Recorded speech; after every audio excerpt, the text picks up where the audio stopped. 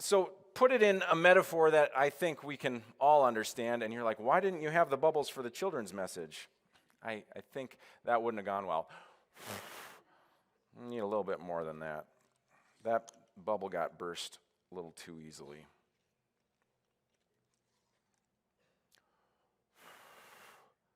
To put it in another way, their bubble got burst.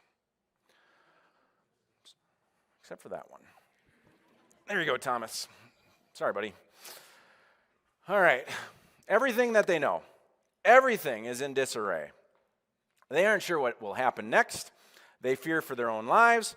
Remember, Jerusalem is not their home, so they're country folk in the big city. They're called out for being Galileans. They don't belong. So they go to the upper place.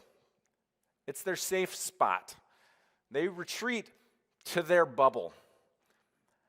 Maybe they send Thomas out to run some errands because, let's be honest, they can't all go out in a group.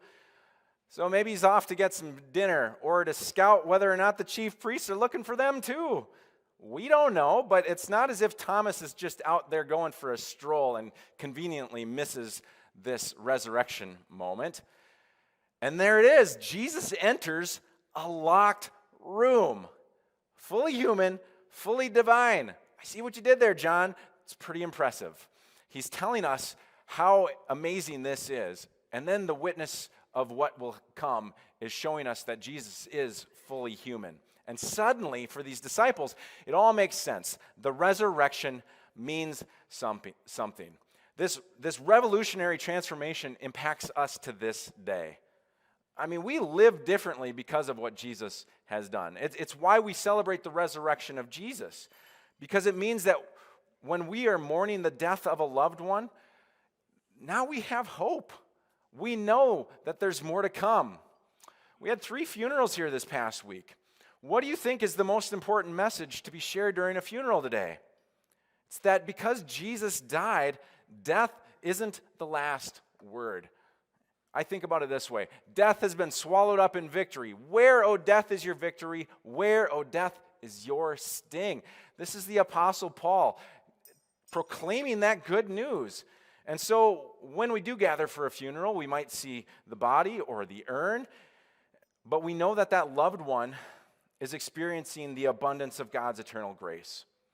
Death has burst our bubble, but thanks to Jesus, we have a path forward.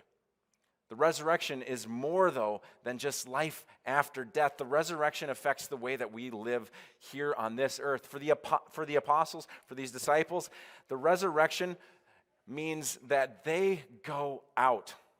They are not afraid anymore.